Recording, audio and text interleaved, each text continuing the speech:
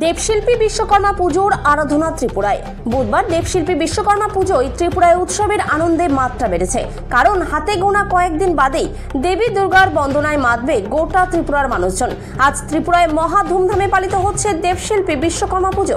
আজ আগরতলার বিভিন্ন মোটর শ্রমিক সংগঠন, সামাজিক সংস্থা, বিভিন্ন অফিস, ত্রিপুরা স্টেট রাইফেলস বাহিনীর জওয়ানদের সাথে বহু বাড়িঘরে দেবশিল্পী বিশ্বকর্মার পুজোর্চনা হয়েছে। সকল ইঞ্জিনিয়ার, যন্ত্রপাতি, গাড়ির দেবতা তিনি। কথিত আছে, পুরীর রাজার অনুরোধে বিশ্বকর্মা নির্মাণ করেছিলেন জগন্নাথ ধামের জগন্নাথ, বলরাম, সুভদ্রার মূর্তি।